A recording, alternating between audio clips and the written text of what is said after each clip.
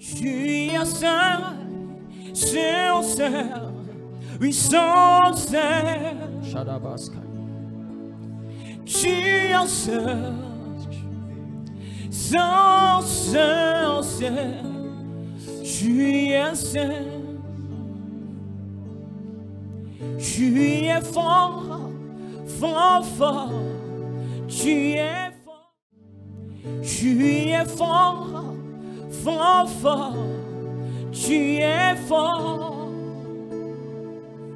Servir Dieu est un privilège. Tu es fort. Oui, fort, fort. Tu es fort.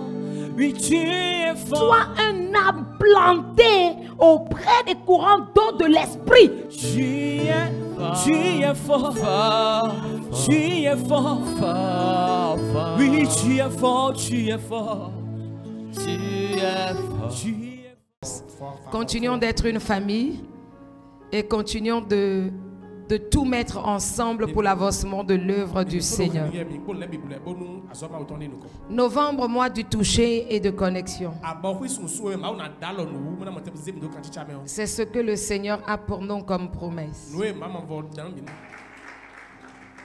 Je veux juste te parler des connexions de destinée. Mon message est intitulé Connexion de destinée. Les connexions de destinée. J'ai pris le temps de chercher ce que c'est qu'une connexion. Et le dictionnaire me dit que c'est l'action de lier par des rapports étroits.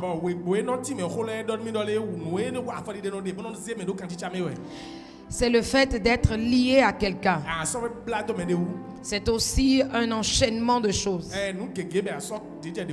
C'est la liaison entre plusieurs personnes ou plusieurs choses. Est-ce que c'est la liaison de plusieurs personnes? Voilà. Ou de plusieurs choses. La connexion est importante. Je vais commencer ce mois par la connexion.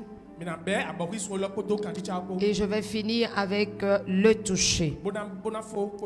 Parce que deux choses sont mises en valeur par le Seigneur. Si la connexion donc est une liaison entre plusieurs personnes, en ce 11e mois de l'année 2023, le Seigneur veut donc nous mettre dans des liaisons qui vont nous aider à accomplir ou à atteindre la mission ou la destinée qu'il nous a confiée. Je veux que tu reconnaisses qu'il y a des personnes,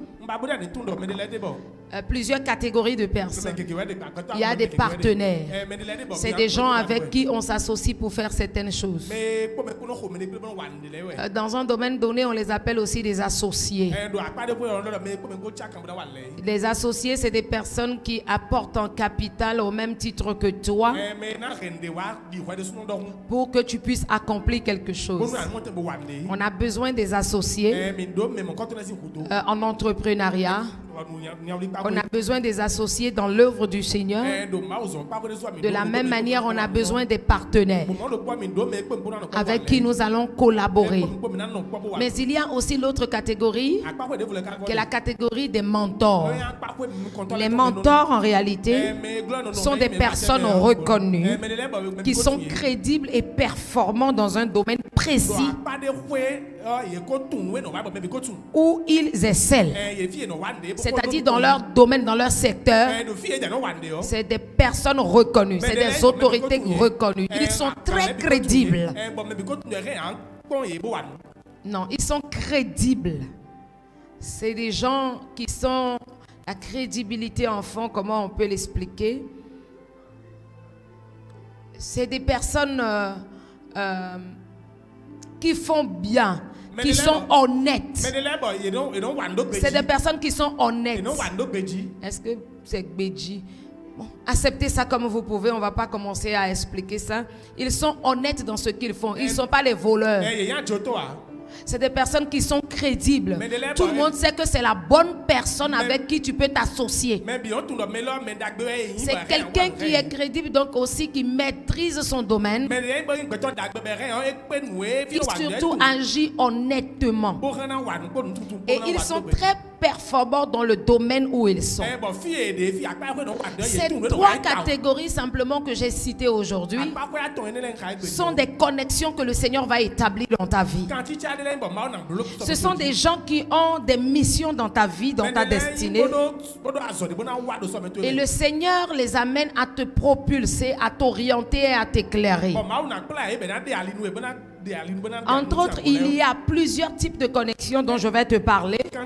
Mais je suis sûr que je ne peux pas te parler de toutes les connexions aujourd'hui. Parce qu'il y a les connexions de sang. Il y a les connexions de destinée. Il y a les connexions de valeur. Il y a les connexions d'aiguisement ou de préparation. Il y a des connexions professionnelles, des connexions politiques et des connexions spirituelles. Il y a plusieurs autres types de connexions. C'est des personnes qui ont de la puissance. La puissance dans leurs affaires ou la puissance spirituelle. Ils ont de l'onction. Ils ont la connaissance. Ils sont équilibrés dans leur domaine de travail ou dans leur domaine d'existence, qui peuvent t'entraîner, t'aiguiser ou t'amener dans ta destinée sans être jaloux de toi. Sans être jaloux de toi.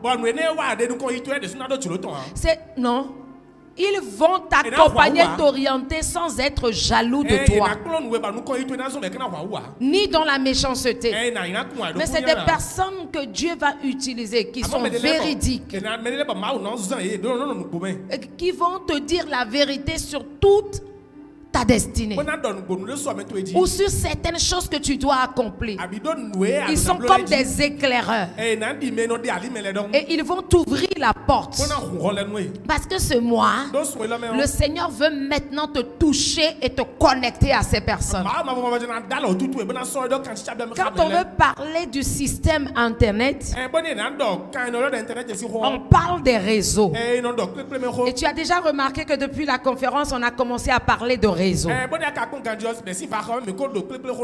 réseau, c'est un enchaînement d'appareils qui se connectent entre eux afin de recevoir ou de partager ce qu'il y a en chaque appareil. Et là on parle d'un réseau internet. Mais pour que la connexion soit fluide et que le partage soit aéré dans un réseau, il faut que tous les appareils puissent avoir les mêmes marques, ou être des mêmes types, ou être des appareils qui peuvent recevoir, qui peuvent s'accorder, ou qui peuvent être connectés à d'autres. Parce que quand tu prends les appareils Macintosh et que tu prends un HP, ou que tu prends un iPhone et tu prends un Samsung, les deux ne peuvent pas se connecter parce qu'ils n'ont pas les mêmes marques, ils n'ont pas les mêmes structures, les mêmes armatures. Et on a fait de telle sorte que les appareils Macintosh se connectent entre eux, les iPhones se connectent entre eux. Ils n'ont même pas les mêmes chargeurs que les autres appareils.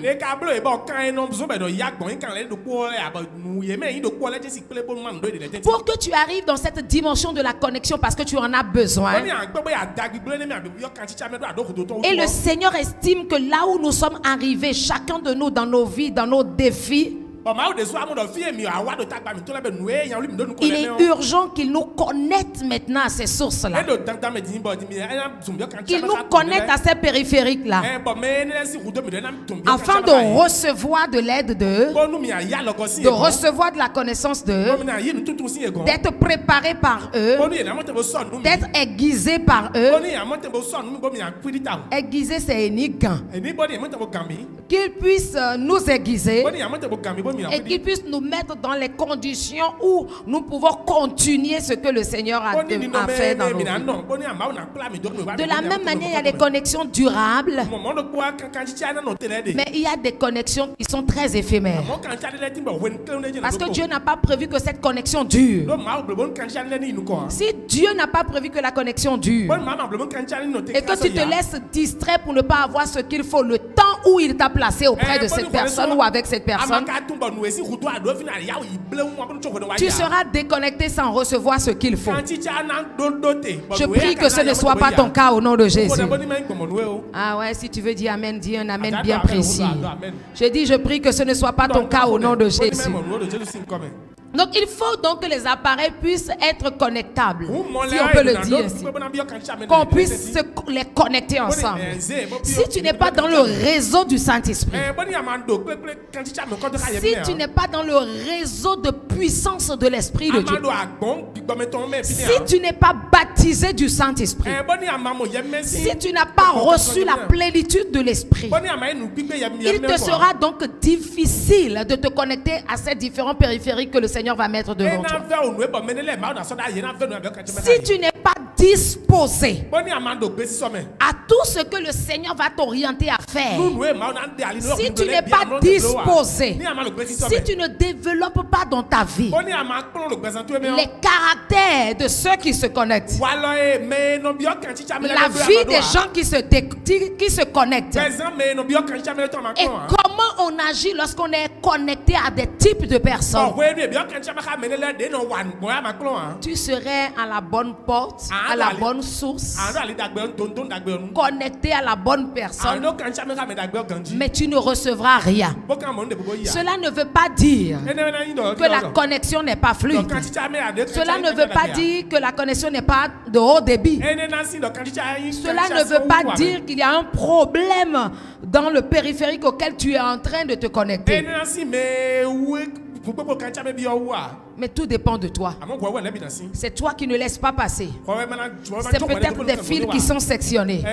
C'est pourquoi je demande à quelqu'un ce matin, les fils de connexion qui sont sectionnés, et parmi ces fils de connexion sectionnés, il y a le caractère. On dit souvent chez nous enfants, c'est l'enfant qui a un bon caractère et qui sait bien se comporter avec les adultes. C'est lui qui mange avec les adultes. C'est à lui qu'on montre des secrets. L'enfant qui a une bonne éducation, l'enfant qui sait se soumettre, l'enfant qui sait obéir, c'est cet enfant qui reçoit de Dieu. Alors tu dois commencer à sonder ta vie pour regarder les fils sectionnés, pour regarder quel fil d'obéissance est sectionné. Puisque si tu n'es pas mature, souviens-toi toujours que l'héritage n'est donné qu'aux enfants qui sont arrivés à maturité. De la même manière, c'est les personnes qui sont arrivées à un niveau de maturité qu'on connecte. Qu'on connecte aux grandes choses. Donc prépare ta vie, dispose ton cœur, dispose ta vie pour recevoir ce que le Seigneur a prévu pour toi. Nous sommes en train d'aller à la fin de l'année, mais pour ce que le Seigneur veut faire l'année prochaine, il dit c'est quelque chose d'inhabituel. C'est quelque chose d'inhabituel. C'est pas quelque chose auquel tu es habitué. C'est pas quelque chose que tu connais. C'est inhabituel. Parce qu'il se prépare à faire des choses glorieuses. Mais pas ce que tu as l'habitude de voir. Il dit ce que les yeux n'ont jamais vu. Ce que l'oreille n'a point entendu jusqu'ici. C'est cette chose qu'il va faire pour toi. Et au travers des connexions, tu vas gagner du temps. Parce qu'il y a des choses que tu ne peux pas accomplir toi-même. Le premier type de connexion dont je vais te parler ce matin, c'est les connexions de sang. Les connexions de sang. Les connexions de sang sont des connexions qui durent toute la vie. C'est des connexions dont on ne se sépare jamais dans sa vie. Les connexions de sang sont souvent des connexions liées au sang biologique et au sang d'alliance. Le sang d'alliance avec Christ. Parce que la connexion de sang que nous avons avec Jésus, c'est une connexion d'alliance. C'est une alliance que nous avions faite. Les connexions de sang qui sont par les liens biologiques de sang, c'est les frères et c'est les sœurs. Je veux d'abord parler des frères et des sœurs biologiques. Il y a beaucoup de chrétiens. Et lorsqu'ils reçoivent le Seigneur, c'est vrai que notre vie dans le Seigneur est différente de la vie que nos frères qui n'ont pas reçu le Seigneur ont. Quand nous venons à Christ, la première chose qu'il commence à faire dans notre vie, c'est d'abord de nous rééduquer. Je dis souvent aux gens, la vie chrétienne, c'est une vie de rééducation. Dis à ton frère, c'est une vie de rééducation. C'est parce que les gens ne savent pas que la vie chrétienne, la vie de foi, c'est une vie de rééducation. Ça commence par la rééducation. Parce que si tu es né, on t'a éduqué, on dit de te rééduquer toi-même ou de renaître. C'est ça la nouvelle naissance. Parce que tel que tu étais né dans ta famille, biologiquement, l'éducation que tu as reçue, l'éducation culturelle, parce que je t'ai déjà dit que la culture influence ta foi. Si tu n'es pas délivré de ta culture, elle va influencer ta foi. Les Juifs, leur culture, c'est de mettre des foulards. Parce qu'il y a la poussière, il y a le désert qui est à côté. C'est leur culture. C'est pourquoi quand Paul a commencé à parler, à la fin du verset, il dit, est-ce que la chevelure de la femme ne lui sert déjà pas de voile? Donc cela veut dire, cela sous-entend, je ne suis pas en train de parler de voile. Je ne suis pas en train de parler de la culture. Ne laissez pas votre culture influencer votre foi. Dieu n'est pas dans les affaires de culture. Il désire ton cœur. Tu as un mauvais cœur, mais tu as tête attachée tous les jours. Il y en a qui ont tête attachée tellement ils ne lavent pas les fichus. Là même on ne peut plus respirer à l'église. Dieu ne regarde pas ça. Parce que quand tu meurs, ce qui va vers Dieu, c'est ton âme. Et la dépouille descend dans la poussière. On t'a déjà dit que ta peau, là, ta chair, ta tête, tes cheveux. Mieux, quand tu meurs, on t'a dit qu'on te met foulard. C'est forcé. Ça, c'est la distraction du diable. Ça, c'est la culture. Et la culture ne peut pas influencer cela. Donc, quand nous naissons dans nos familles, nous avons une éducation culturelle, une manière de faire, une manière de voir les choses, une manière d'accepter les choses. Si je te parle, c'est parce que ma culture m'a beaucoup influencé. Et même dans mon ministère au début, avant que je ne reçoive cette révélation, ma culture m'a beaucoup influencé. Parce que moi, ma culture, d'où je suis Marie, ma culture, la femme doit être une femme au foyer. Une femme au foyer qui nettoie sa maison, qui balaie, qui lave les habits de son mari, qui fait des repas à ses enfants, qui prend soin des siens. C'est une femme valeureuse. Dis à quelqu'un, c'est la culture du pasteur.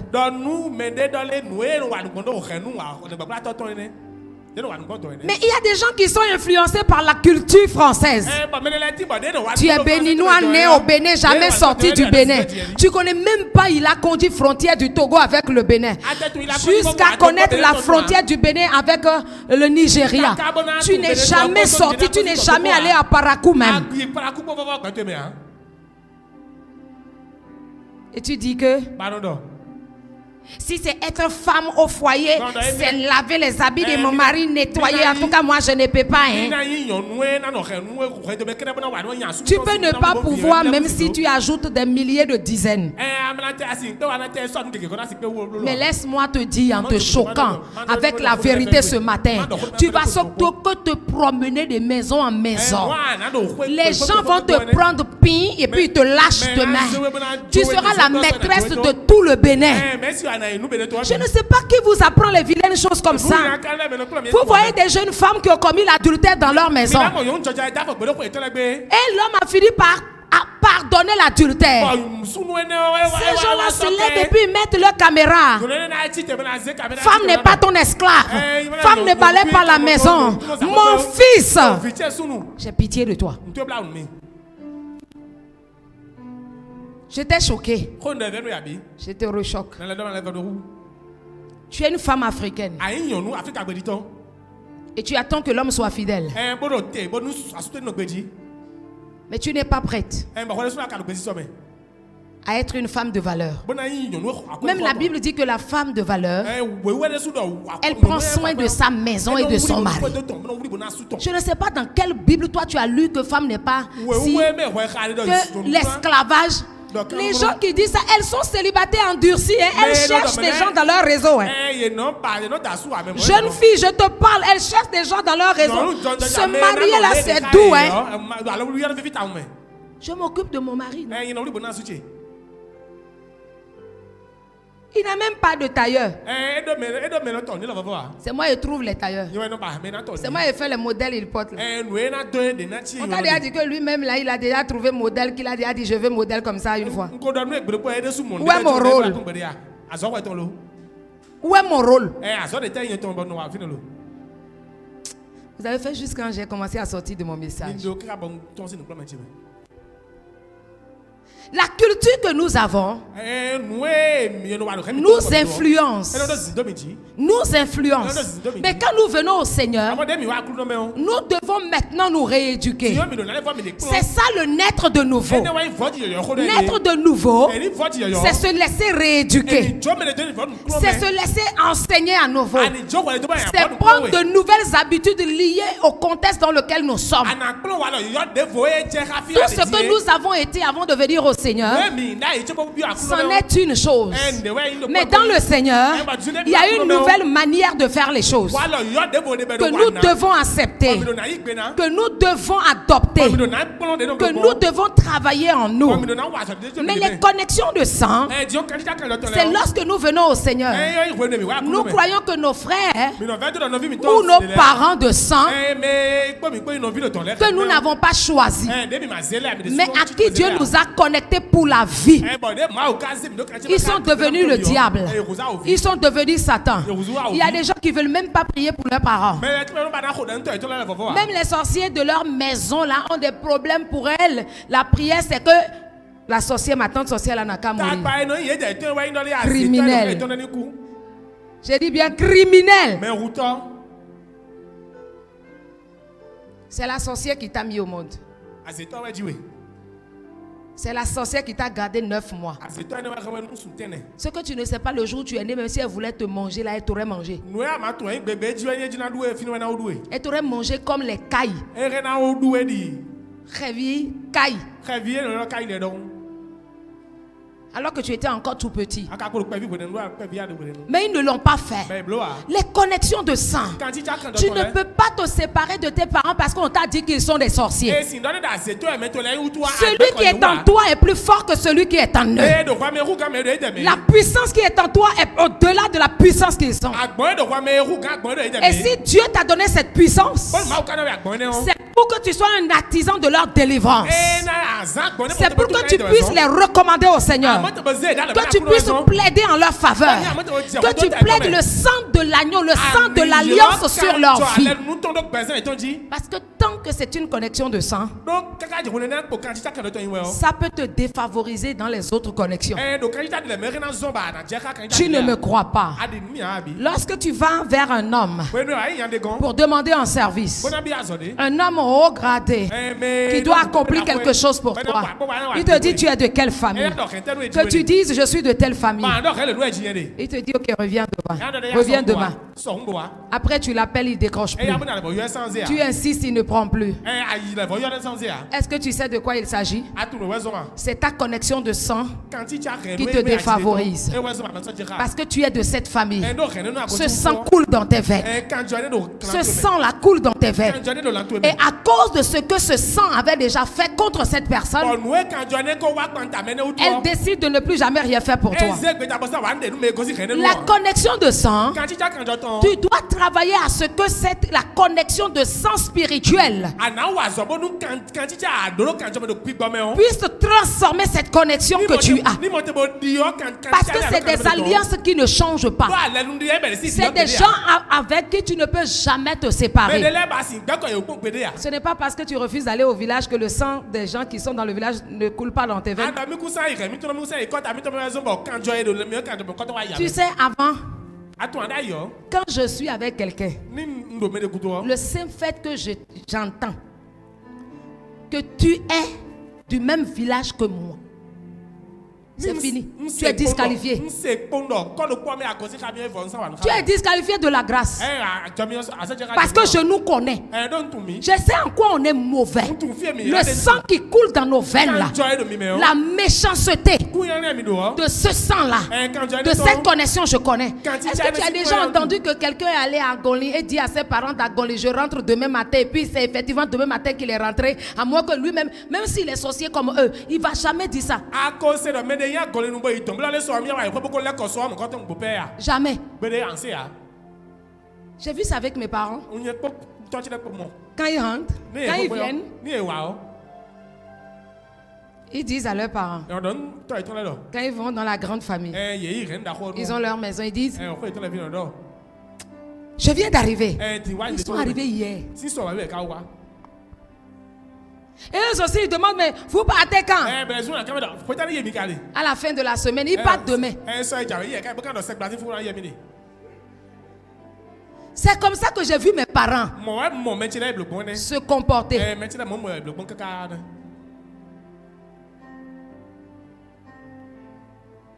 Quand ils ont des enfants, ils ne peuvent pas voyager avec leurs enfants pour aller au village. Hein?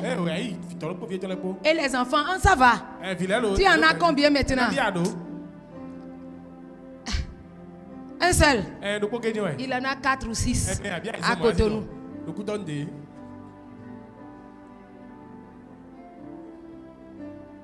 Les connexions de sang ne se séparent pas. C'est pourquoi je t'ai dit, si tu as quelque chose contre ton père, les lois de l'honneur et de reconnaissance des pères doivent t'amener à faire la paix. Maintenant que tu as fait la paix, tu es sur tes gardes. Mais tu dois continuer à plaider le sang de l'alliance. Le sang de l'alliance en Christ sur leur vie.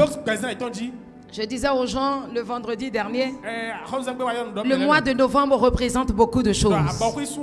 Pour moi, c'est le mois qui a fait de moi une deuxième fois mère. Et je peux dire que c'est le mois où j'ai compris la puissance de l'amour.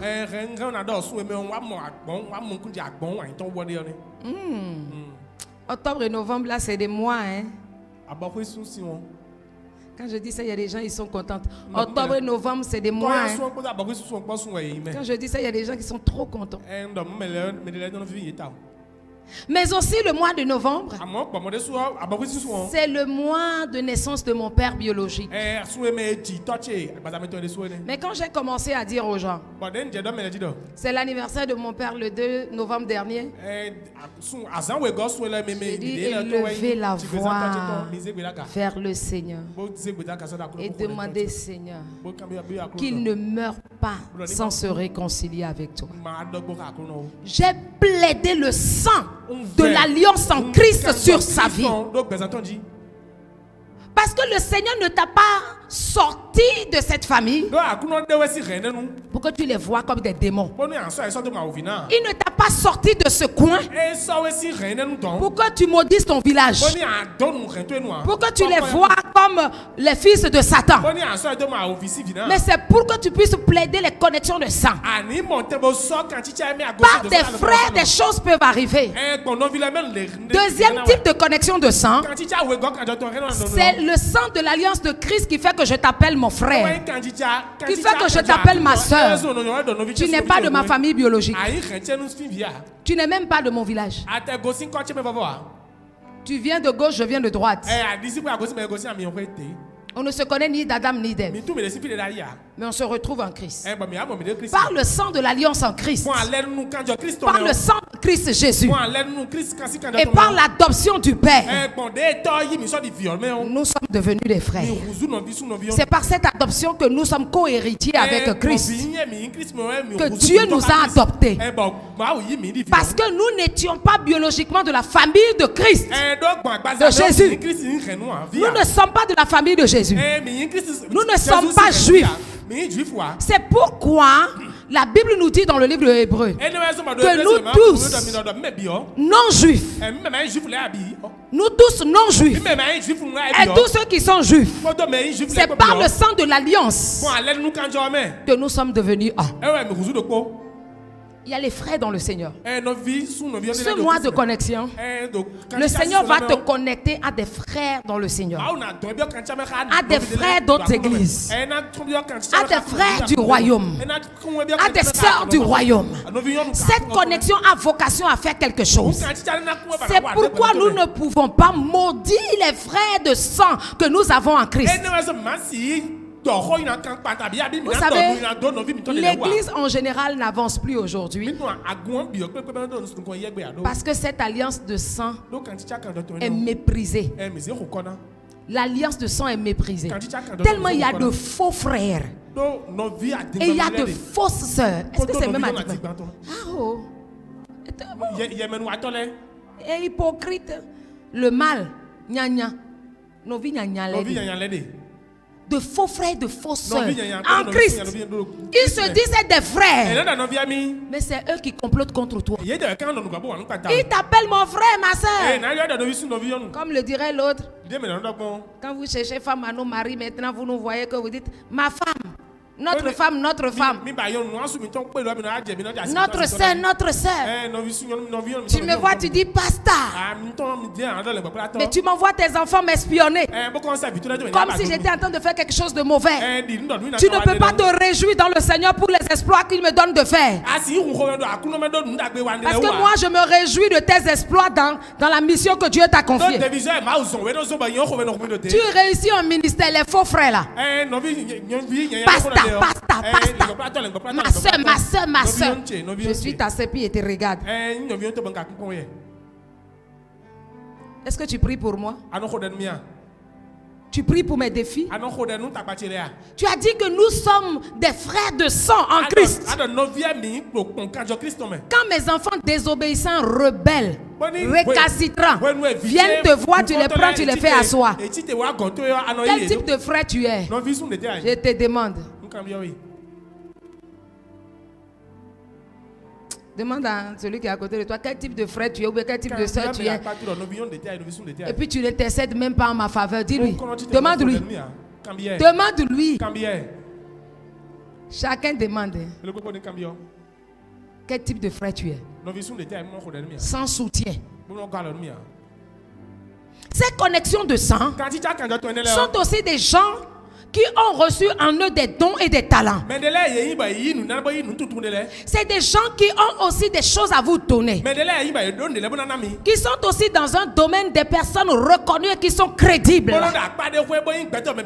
Crédibles pour exhorter, crédibles pour encourager, crédibles pour t'apprendre des choses, crédibles pour t'élever, crédibles pour t'accompagner. Les connexions de sang doivent être rétablies parce que Dieu va les utiliser pour toi. En Afrique, quand quelqu'un découvre comment faire Accès Canada,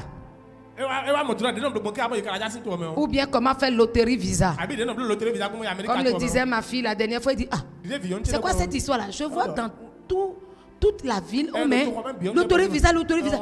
Ça veut dire quoi? Ça veut dire c'est maintenant toi tu as vu ça. Et je lui ai expliqué ça. Il dit, était au Tchad. Assez Canada ouais le Zoloué. Non Dion, puis me dit Canada. Cana ouais le Zoloué. Quand vous partez tous, qui va développer le Bénin et puis vous allez revenir dire que vous voulez être chef. Mais quand on a le Bénin, vous allez être chef. Quand c'est chaud, vous fuyez. Vous allez vous chercher. Nous, on s'est cherché ici, on s'est retrouvé. Et au nom de quoi on va vous laisser diriger ce que nous avons cherché jusqu'à nous retrouver dedans? Vous blaguez? C'est pas vrai?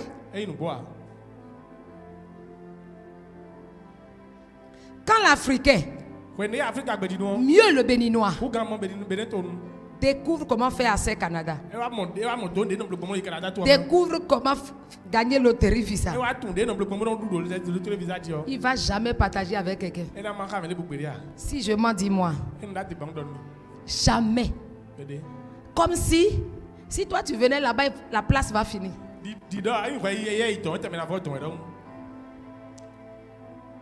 Mais il y a d'autres personnes, quand ils découvrent le chemin, ils commencent à montrer, voici le chemin par lequel on est passé.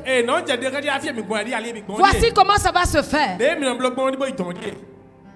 Quand tu vois le Camerounais découvrir un chemin, il va parler à tous les autres Camerounais qui restent. C'est pourquoi eux tous ils prennent encore la mer. Seigneur, sauve-les. Dieu va utiliser ces connexions de sang pour t'élever, pour te propulser, pour t'orienter. C'est pourquoi tu dois rétablir cette connexion de sang. C'est pourquoi tu dois plaider le sang de l'alliance en leur faveur, afin que cette connexion soit sanctifiée et qu'elle te soit utile. Qu'elle soit sanctifiée et qu'elle te soit utile dans ta vie. C'est des gens que Dieu va utiliser pour toi. Tu ne peux pas jouer avec. Si tu as un problème avec un frère dans le Seigneur, un frère de sang en Christ, si tu as un souci avec un frère de sang biologique, c'est le moment d'aller régler cela. C'est le moment d'intercéder pour cela. C'est le moment de demander au Saint-Esprit de disposer son cœur. C'est le moment de retourner pour faire la paix avec eux. Parce que l'apôtre Paul nous dit qu'en ces temps de la fin, nous devons nous chausser de quoi? Du zèle que produit l'évangile de paix. L'évangile de la paix. L'évangile de la guerre ne sert plus à rien maintenant. L'évangile de la paix. Tu dois t'armer de paix. Tu dois avoir des paroles de paix. Avoir des paroles de réconciliation. Pour aller vers la paix avec ces personnes que Dieu va utiliser pour toi. Si c'est le mois du toucher, tu dois commencer à intercéder. Seigneur, mon frère de sang en Christ, avec qui je ne m'entends plus, touche son cœur que j'ai offensé, son cœur que j'ai opprimé, son cœur que j'ai blessé, son cœur qui s'est endurci, son cœur qui est fermé à cause de mes erreurs, à cause des choses qui sont arrivées. Père, touche son cœur, donne-lui un cœur de chair, touche-le avant mon arrivée et accorde-moi la sagesse de la réconciliation. La réconciliation a besoin de sagesse. Il y a des gens qui n'ont pas manifesté de sagesse dans la réconciliation. Au temps de l'hôtel de réconciliation. Tu connais les faiblesses des gens. Ne cours pas pour te jeter dans les bras de quelqu'un qui est faible d'une certaine manière. Le frère, il est malhonnête en affaires. C'est à cause de sa malhonnêteté que tu t'es séparé, que tu t'es déconnecté de lui. C'est vrai. Mais pour peu que cela ne dépende de nous, Paul dit soyez en paix avec tous.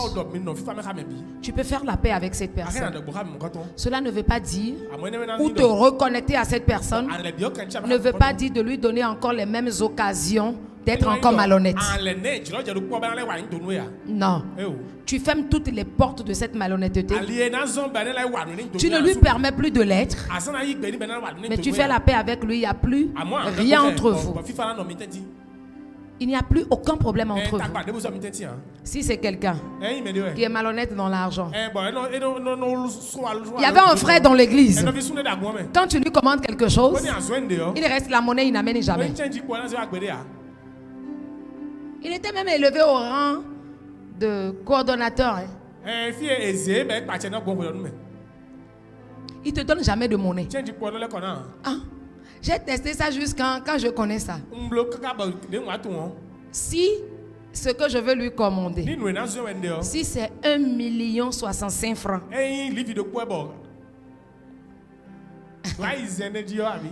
65 francs, oh, 5 francs, 50 francs plus 5 francs. Je vais aller chercher les Wodoko là. Je ne vais même pas mettre 100 francs dessus. Je vais aller chercher le Wodoko là. Je peux dire à quelqu'un, prends les 100 francs et donne-moi 55 francs. Si j'ai déjà les 50 francs et que c'est les 5 francs que je n'ai pas, je peux même donner 1000 francs à quelqu'un pour dire prends les 1000 francs. Si tu as juste 5 francs, donne-moi. Toi, je te donne tout le reste. Donne-moi juste 5 francs. Compte 1000 francs. Et je lui donne ça. Va m'acheter. Je ne vais plus lui donner un canal de péché. Il y a des gens que je vais leur commander là, je cherche la monnaie juste. Mais il y a des gens, tu sais, tu connais leur honnêteté. Tu peux même remettre 10 000 alors que c'est 100 francs que tu recherches. Le gars, il commence chaque fois, il te trouve. Il y a votre monnaie avec moi. Quitte là-bas. Mais je sais.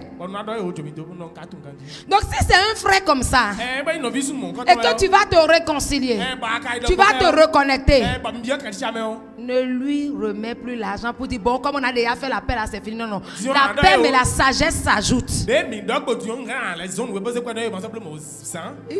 Ça dit aider les autres à sortir de leur péché. Si c'est un frère, il y a un autre au sein de l'église. Si tu lui commandes des choses, j'ai pris l'habitude de demander le prix des choses avant de lui commander. Ce qui coûte 1000 francs, le frère va te dire que c'est 12 000. Ce frère-là est encore actuellement au sein de l'église. Seigneur, je suis dans la paix, mais je suis obligé de donner exemple. Je suis dans la paix.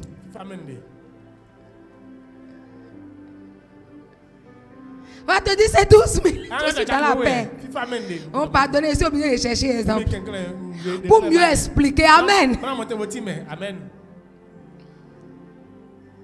Si tu lui dis, c'est à combien? Il te dit 12 000. Maintenant, quand tu ne donnes pas les 12 000, c'est là que il devient ton ennemi. Il se fâche comme ce n'est pas permis. Quand je connais ça, quelqu'un me dit, commandez ça au frère. Il est occupé. Ma foi. Si c'est avant, maintenant, je vais dire, hein? Vous savez ce qu'il fait et vous irez me vendre. Il est occupé, point barre. Je ne lui confie pas ça. Je me débrouille autrement. À un moment, je me suis fâchée. Mais j'ai rétabli la connexion avec cette personne. Mais je ne lui commande plus ça. Et je ne vais plus lui offrir des portes de péché. Donc tu vas te réconcilier, te reconnecter, mais avec sagesse. Et tu dois demander au Seigneur l'esprit de discernement. De la même manière que les connexions de sang sont indispensables dans notre destinée, il y a des connexions de sang qu'on ne rétablit jamais. Quand on en est déconnecté, on ne les rétablit jamais. Tu as besoin que le Saint-Esprit te donne le discernement de ne jamais te reconnecter avec. Parce que tu n'as pas qu'un seul frère de sang et tu n'as pas qu'un seul parent de sang. Tu en as plusieurs. Mais il y en a quand tu te déconnectes avec eux, tu n'as plus le droit de te reconnecter avec eux. Te reconnecter avec eux va créer créer ta mort, va créer ta chute, dont les affaires est pour toujours. Parce que c'est de près maintenant qu'ils vont te détruire. C'est très proche qu'ils vont te détruire. Et tu dois faire attention au discernement. Le discernement, c'est une faculté de l'Esprit de Dieu en nous qui nous amène à distinguer le vrai du faux, à distinguer ce qui est vrai de ce qui est faux. S'il y a une chose que j'ai demandé à Dieu au début de mon ministère, c'est le discernement des esprits. Quelqu'un vient me voir, je discerne l'esprit dans lequel il est arrivé. Ça, soit c'est en même temps ou la minute d'après, puisque je suis brebis du Seigneur et les brebis ont pour valeur digestive de ruminer. Ils ont pour valeur digestive pour digérer.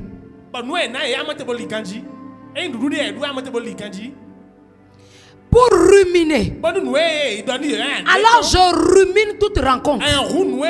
Je rumine toute parole. Je les ramène dans mon esprit. Et je mets la parole de Dieu là. J'analyse chaque chose. Je regarde la cohérence. Où est-ce que tu m'as menti? Où est-ce que tu veux me tromper? Où est-ce que tu as l'esprit de sorcellerie? Où est-ce que tu as l'esprit de méchanceté? Où est-ce que tu veux me tendre des pieds? C'est pourquoi je ne prends jamais, je ne me hasarde jamais. Et je te demande aussi à toi aussi, ne sois jamais pressé à dire oui à quelqu'un. Ne sois jamais pressé de dire non à quelqu'un. Prends le temps d'écouter. La Bible dit soyez prompt à écouter. Soyez prompt à écouter. Ne promettez rien à personne. Parce que par la parole vous serez liés positivement. Et sans la parole vous serez liés négativement. C'est le piège que les Gabaonites ont pris pour tromper Josué. Les Gabaonites étaient ennemis des enfants de Dieu. Ils étaient ennemis des enfants de Dieu.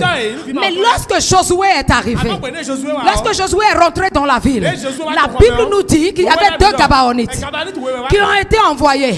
Ils se sont levés, ils sont allés vers Josué. Et ils ont dit, nous sommes venus faire la paix avec toi. Nous avons vu ce que ton Dieu a fait. Ne sois pas celui qui va nous écraser. Promets-nous que tu ne nous feras pas du mal. Josué est tombé dans le piège. Parce qu'il s'est précipité de dire oui. Je vous promets. La Bible dit que ton oui soit oui, que ton non soit non. Est-ce que je prêche à quelqu'un ce matin? Dans ces temps de connexion, ne dis jamais oui à personne si le Saint-Esprit ne t'en convainc. Ne dis jamais non à quelqu'un si le Saint-Esprit ne t'en convainc. Prends tout le temps de demander la conviction au Saint-Esprit. Et par le discernement, de discerner le vrai du faux. Lorsque ces Gabaonites sont venus vers Josué, au temps où les autres nations de l'Est se levaient contre le peuple de Dieu, contre Israël, le roi de Gabaon s'est levé lui aussi. Ce n'est qu'après ça que Josué a compris. Josué a compris que les Gabaonites étaient dans le faux. Tel que le Seigneur a éradiqué la maison de Gabaon de son église, tel que l'Éternel a éradiqué la maison de Gabaon au sein de l'église, de la même manière, il te révèle les pièges de tous les Gabaonites, des différentes connexions dans lesquelles il va te mettre au nom de Jésus. Je parle à quelqu'un. Ne sois pas pressé de promettre. Ne sois pas pressé de dire oui à quelqu'un. Ne sois pas pressé de dire non à quelqu'un. Ne sois pas pressé de compatir à quelque chose. Parce que la Bible dit malheur à celui qui renvoie libre celui que l'Éternel a condamné. Et malheur à celui qui condamne celui que l'Éternel a justifié. Ne sois pas rapide à manifester de la compassion. Ne sois pas rapide à intercéder en faveur de quelqu'un. Je ne sais pas pourquoi le Seigneur me demande d'insister dessus, mais je l'insiste sur toi. Il y a quelques années, au niveau de l'église, Il y a un monsieur qui est arrivé. Quand le monsieur est arrivé, je ne le connais ni d'Adam ni d'Ève. Je crois qu'il avait pris contact avec le serviteur de Dieu, disant qu'il était venu du Nord. Je ne donne pas trop de détails, disant qu'il est venu du Nord. Et nous, dans notre discussion, il a parlé de la personne. Je n'ai pas fait attention. Mais quelques semaines après, cette personne a décidé de passer dans les eaux du baptême. Et il a commencé le programme Net et Grandi en Christ, dans le royaume, le NGR. Quand il a commencé le NGR, au temps de passer les gens dans les eaux du baptême, il y a le temps de l'audition, où on écoute les gens. Au temps de l'audition, il est arrivé. Puisque je prends le temps moi-même de faire l'audition. Au temps de l'édition, je lui ai posé 2-3 questions. Il a répondu, il a eu des difficultés à répondre aux questions. À un moment donné, je lui ai demandé de sortir, de nous donner quelques minutes. Parce qu'il y avait 2 autres pasteurs qui étaient avec moi à l'audition. Et j'ai demandé aux autres pasteurs, parce que je voulais leur apprendre quelque chose. J'ai dit, qu'est-ce que vous pensez? Le premier a dit oui. Je pense que, bon, il a eu un peu de difficulté à répondre, mais je pense qu'il est prêt. Il dit, tu es sûr? Il a dit, oui, il est prêt, on peut le baptiser. J'ai dit non. Il était gêné. Il dit, non, c'est quelqu'un qui a suivi assidûment. Machin. Il a tout dit. Le deuxième, j'ai dit, qu'est-ce que toi tu penses? Le deuxième dit, oui, puisque Dieu a dit de baptiser les gens, de faire des disciples. J'ai dit, vous n'avez pas le discernement dans votre tête. La réponse qu'il a donnée. La réponse qu'il a donnée. Cache telle chose, telle chose, telle chose, telle chose. Voici ce qu'il aurait pu dire. Mais s'il a agi comme ça, voilà tel, tel, tel. Je ne suis pas convaincu de le plonger. On ne va pas le plonger. Tous les 2 pasteurs, si c'est qu'ils peuvent m'obliger à le faire, ils allaient m'obliger. Et j'ai dit, il ne passera pas dans les eaux du baptême, j'en suis pas convaincu. Effectivement, nous avons refusé. Nous l'avons rappelé. Et nous lui avons dit, tu n'es pas encore prêt. Nous n'avons pas besoin de te dire pourquoi tu n'es pas prêt. Mais tu vas reprendre encore le NGR. Il m'a regardé. Je savais. Il m'a affronté. J'étais resté tranquille. Parce que je ne vais pas répondre à l'esprit qui voulait me provoquer. J'ai dit, vous avez fini. Maintenant, sortez de mon bureau. Vous ne serez pas baptisé. Encore du moins, pas dans les églises Jésus pour réussir. Dieu peut demander après. Mais maintenant, jusqu'à nouvel ordre, vous ne rentrerez pas dans les eaux de baptême. C'était difficilement qu'il est sorti. Peu de temps après, j'étais là. Je ne me rappelle plus de quelle conférence il y avait. Il est venu vraiment pressé. Et avant qu'il n'arrive à ce niveau, nous étions dans un temps de prière. Et il nous a suivis dans le temps de prière. Le Seigneur a mis la lumière sur lui. J'ai parlé au serviteur de Dieu. Je n'ai pas besoin de donner les détails. Et j'ai commencé à la voir à l'œil. Et quelques temps après, il y avait une conférence, il est venu. J'étais là, il est arrivé. On était en train de disposer les chaises. Il est venu. Il m'a dit vraiment, priez pour moi, priez pour moi. J'étais en train de travailler, je me suis redressée. J'ai dit, qu'est-ce que tu as? Il m'a dit, priez pour moi. Je ne sais pas qu'est-ce qui m'arrive. Hein. C'est comme s'il y a un coup, quelqu'un m'a donné un coup, ma tête du front jusqu'au niveau de la nuque là. Il y a une grosse pression sur ma vie. Et quelqu'un me fait peur. Priez pour moi, priez pour moi. Je sais que c'est vous qui allez prier pour moi. Je voulais prier pour lui. L'esprit dit ne prie pas pour lui. Il t'a attaqué et ça s'est retourné sur lui. J'ai répliqué. Quand je me suis redressé, j'ai dit je ne vais pas prier pour toi. Je n'ai pas le temps. Il a insisté. Parce qu'il sait que il n'y a que moi qui puisse renvoyer libre celui que l'Éternel a condamné. Cela ne t'arrivera pas au nom de Jésus. Cela ne t'arrivera pas au nom de Jésus. Quand je me suis relevé, il insistait. J'ai dit, tu veux que je prie pour toi? J'ai dit, ok, je vais prier pour toi. Seigneur, je te le livre. Et je te le recommande. Non, je te le livre. Et je te le recommande. Agis selon ta bonne volonté. Fais de lui ce que tu as envie de faire maintenant. C'est au nom de Jésus. Il a commencé à crier. C'est en courant qu'il est sorti de l'église. Je ne l'ai plus jamais vu jusqu'à aujourd'hui. C'est un piège. Beaucoup de frères sont retombés, sont retournés dans leur vie païenne parce qu'ils n'ont pas été sages et ils n'ont pas eu l'esprit de discernement. Après leur baptême, je les avertis, je dis, cette femme avec qui tu as forniqué jusqu'ici, vous n'avez même pas encore d'enfant, vous n'êtes liés par rien, sépare-toi d'elle. Ils sont retournés. Je vais prier pour qu'elle aussi soit sauvée. Elle l'a tiré là où elle est. Parce qu'elle était bien équilibrée là où elle est. Mais lui n'est pas encore en équilibre. En cette saison de connexion, beaucoup de Gabaonites se lèveront.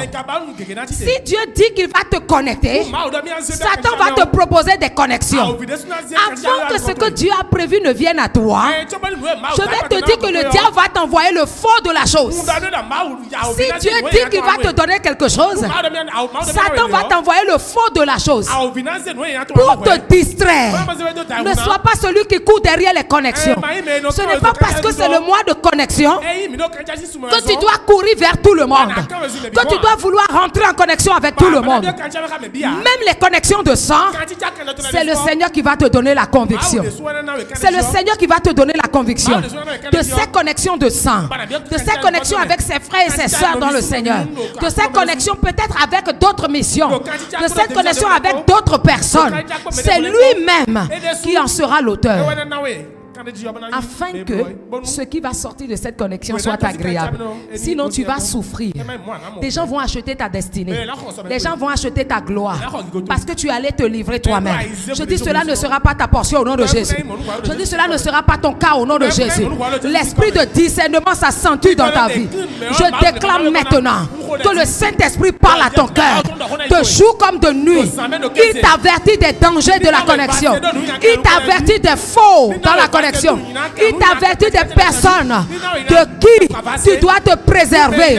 Il t'avertit de toutes choses, spirituellement et physiquement, au nom puissant de Jésus. Oh, si tu crois, dis Amen. Cela ne sera pas ta portion. Mais tu dois commencer à prier, Seigneur, donne-moi le discernement du vrai et du faux. Le discernement ne s'applique pas au choix. Mais le discernement ne s'applique pas au choix des choses.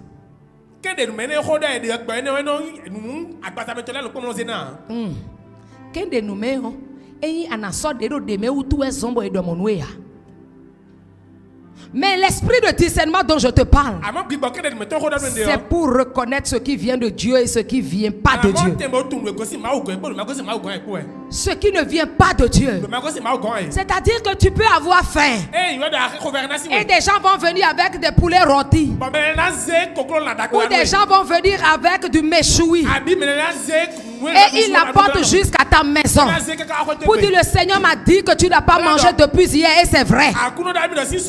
De te donner ce méchoui, de te donner ce poulet, avant de le prendre, demande à Dieu, demande à Dieu, pendant que ce dernier te parle, dis Seigneur, ne me laisse pas me tromper, ne me laisse pas tomber dans les pièges, ouvre mes yeux, tu verras que le Saint-Esprit va agir dans ton cœur. Dis-lui merci. Ne lui dis pas non, je n'ai pas mangé, c'est vrai, ne discute pas. Dis-lui ok, j'ai entendu, mais je n'en ai pas besoin, ou je n'en ai pas la conviction. J'ai dit à un serviteur de Dieu faux qui voulait m'escroquer avec de l'argent, je n'ai pas la conviction de te donner ça. Et il dit non, non, je ne mens pas. C'est la preuve que tu mens. Ne pas avoir la conviction ne veut pas dire que tu mens. Tu peux être en train de dire la vérité, mais je n'ai pas la conviction de te donner l'argent. Il dit je ne mens pas. C'est vrai, pourquoi vous croyez que je mens? Moi j'ai déjà discerné qu'il est dans le faux. Je ne lui ai plus répondu. Il a disparu depuis. Et regarde, Quand il a disparu, il s'attaque à ma fille. Je déclare ce matin, au nom de Jésus, que mes enfants biologiques et spirituels sont protégés de toute attaque qui m'a raté. Sont protégés de toute attaque qui m'a raté. Sont protégés de tout danger qui m'a raté. Je dis que ta vie est sécurisée au nom de Jésus. Ce qui m'a raté te ratera. Les mauvaises choses qui m'ont raté te rateront. Au nom puissant de Jésus. Les mauvaises choses qui n'ont pas pu m'atteindre ne t'atteindront jamais au nom de Jésus. Car l'Éternel veille sur ta vie. Et il disperse tes ennemis.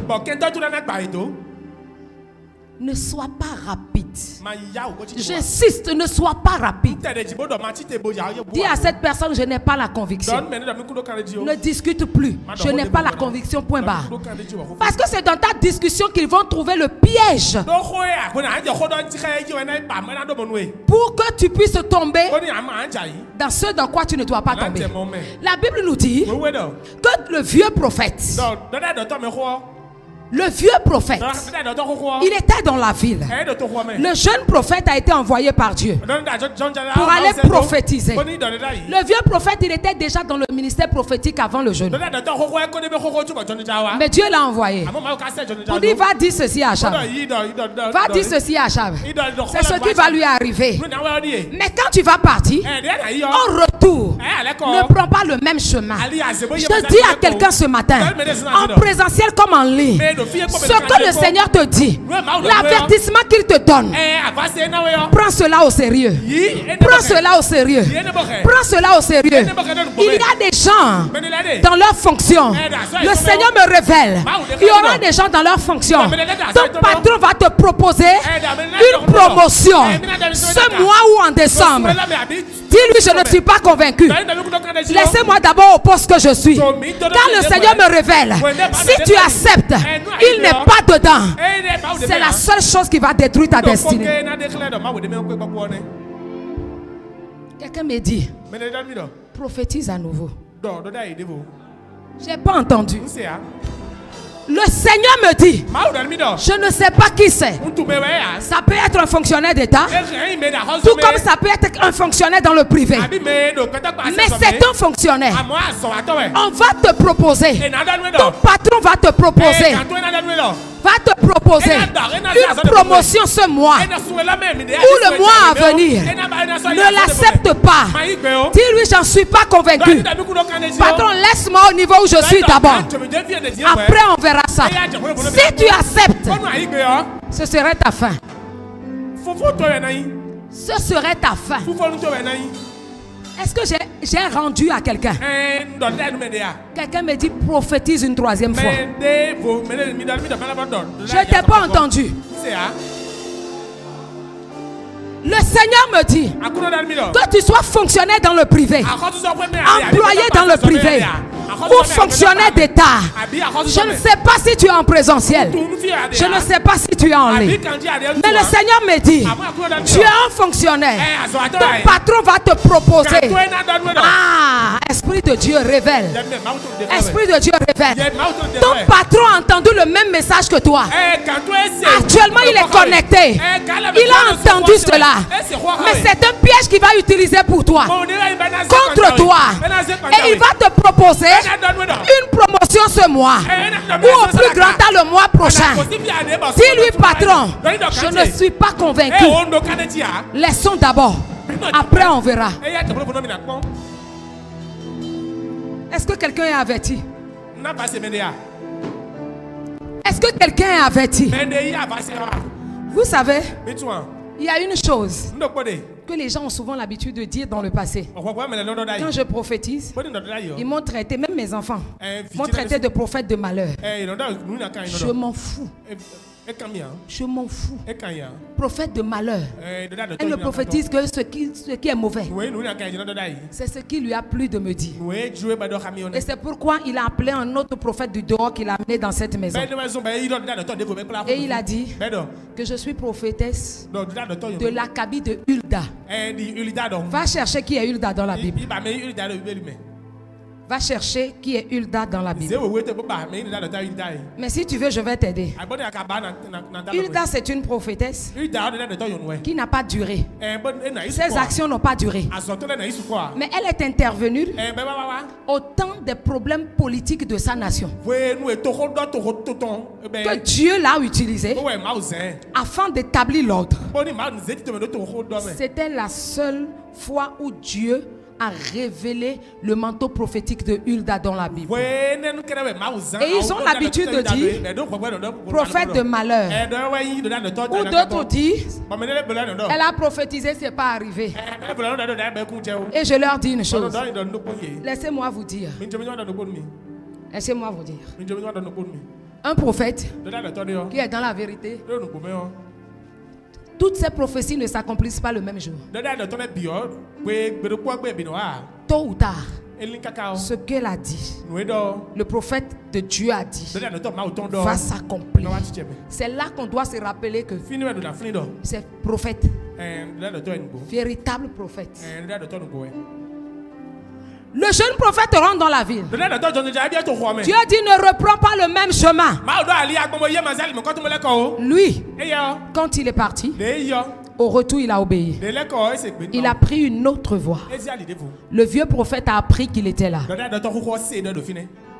Le vieux prophète a appris qu'il était là et qu'il est venu le contredire. Et ce qu'il a dit est vrai. Il va lui tendre un piège. Il dit scellez-moi l'âne. Je vais à la rencontre de cet homme. Effectivement, il était allé à la rencontre de cet homme. Il lui a dit viens manger chez moi. Dieu t'a dit ne reprends pas la même voix et ne mange chez personne avant de partir. Quand il t'invite, dis-lui je ne veux pas. Il insiste, dit je n'ai pas le temps. Il réinsiste, continue dans ton chemin. S'il te suit jusqu'à la frontière, s'il veut rentrer chez toi, qu'il rentre chez toi. C'est comme au marché. Tu vas voir les bananas là te font. Regarde, hein, tu veux, achète, prends seulement. Alors que dans le passé, quand les gens me font ça, je m'arrête. J'achète toujours. Comme je connais ce piège, je me suis préparé pour. Je ne te réponds même pas. Suis-moi. C'est quand les enfants là me suivent que les enfants font je ne veux pas. Dis tais-toi là-bas. Est-ce que j'ai parlé? Tais-toi. Tu n'es pas obligé de parler. Tais-toi. Je me suis arrêté dans le feu. Achète, je regarde droit devant moi, j'en ai pas besoin. Si j'ai besoin de quelque chose, je regarderai à gauche et à droite. Tu insistes, je ne te regarde pas. C'est si simple que ça, non? Il a commencé à discuter avec lui. Dieu m'a dit que je ne dois pas manger. Est-ce que cela est sage? Dis à ton frère, sois sage. Parle avec sagesse. Dis-lui, parle avec sagesse. Désormais, parle avec sagesse.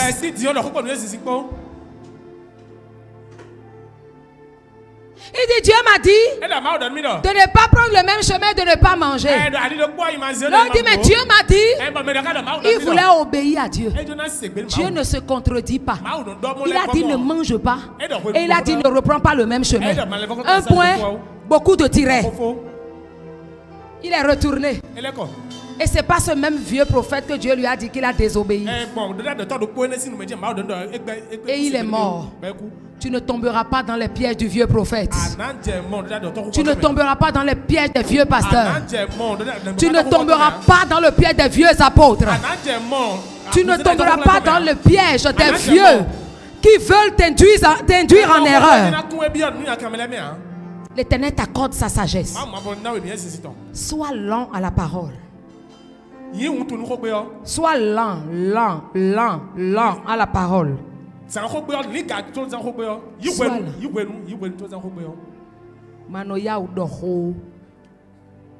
Sois lent à la parole. Deuxième connexion, parce que je veux juste te montrer trois connexions. C'est les connexions d'aiguisement. Connexion d'aiguisement. Est-ce qu'on peut aller dans le livre de Samuel?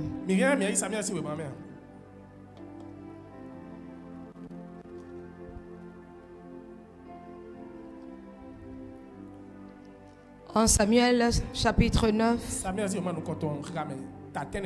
Je vais aller très vite. Est-ce que la communication est avec moi? Il y avait un homme de Benjamin nommé Kis. Benjamin. Fils d'Abiel. Fils de Tchéror. Fils de Bécorat. Fils d'Afiach. Fils d'un Benjamin. Fils d'un Benjamin. C'était un homme fort et vaillant. Il avait un fils du nom de Saül, jeune et beau, plus beau qu'aucun des enfants d'Israël et les dépassant tous de la tête. Les ânesses de Kis, père de Saül, s'égaraient et Kis dit à Saül son fils: prends avec toi l'un des serviteurs. Lève-toi, va et cherche les ânesses. Il passa par la montagne d'Éphraïm et traversa le pays de Shalisha sans les trouver. Il passait par le pays de Shalim et elle n'y était pas. Il parcourt le pays de Benjamin et il ne les trouvait pas. Ils étaient arrivés dans le pays de Tchut. Lorsque Saül dit à son serviteur qui l'accompagnait: viens, retournons, de peur que mon père, oubliant les ânesses, ne soit en peine de nous.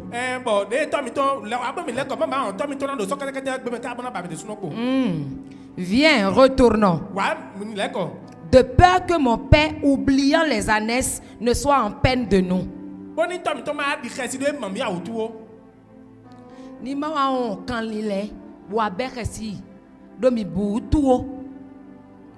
Il faut écouter le sens de la chose plutôt que d'être pressé de traduire seulement. Le serviteur lui dit: voici, il y a dans cette ville un homme de Dieu, et c'est un homme considéré. Tout ce qu'il dit ne manque pas d'arriver. Allons-y donc. Peut-être nous feront-ils connaître le chemin que nous devons prendre. Saül dit à son serviteur: mais si nous y allons, que porterons-nous à l'homme de Dieu, quand il n'y a plus de provisions dans nos sacs et nous n'avons aucun présent à offrir à l'homme de Dieu? Qu'est-ce que nous avons? Le serviteur reprit la parole et dit à Saül: voici, j'ai sur moi le quart d'un cycle d'argent. Je le donnerai à l'homme de Dieu et il nous indiquera notre chemin. Autrefois en Israël, quand on allait consulter Dieu, on disait: venez et allons au voyant. Car celui qu'on appelle aujourd'hui le prophète s'appelait autrefois le voyant. Saül dit à son serviteur: tu as raison. Viens. Allons, et il se rendit à la ville où était l'homme de Dieu.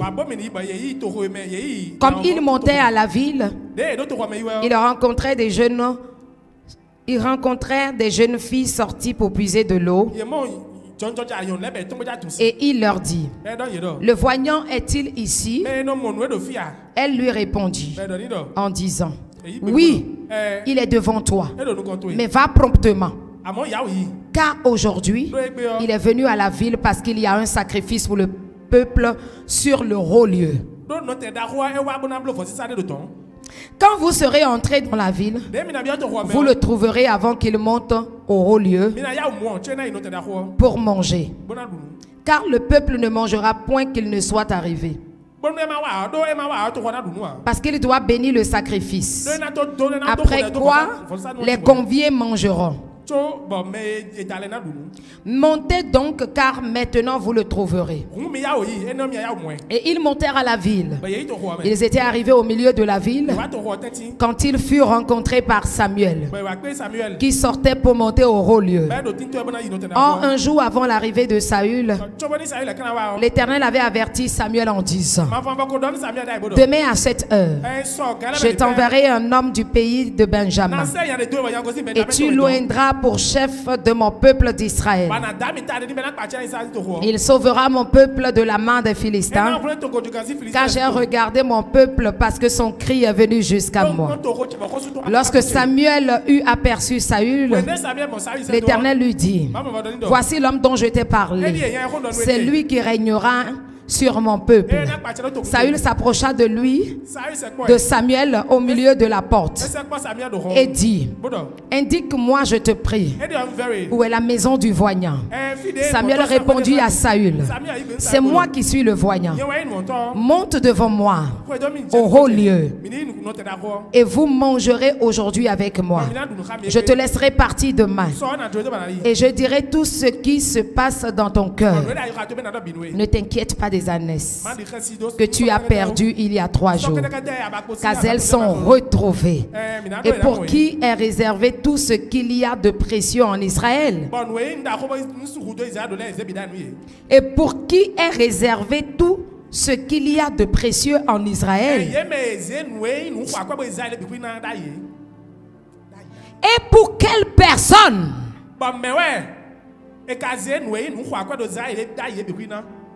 N'est-ce pas pour toi et pour toute la maison de ton père? Saül répondit, ne suis-je pas benjamite de l'une des plus petites tribus d'Israël? Et ma famille n'est-elle pas la moindre de toutes les familles de la tribu de Benjamin?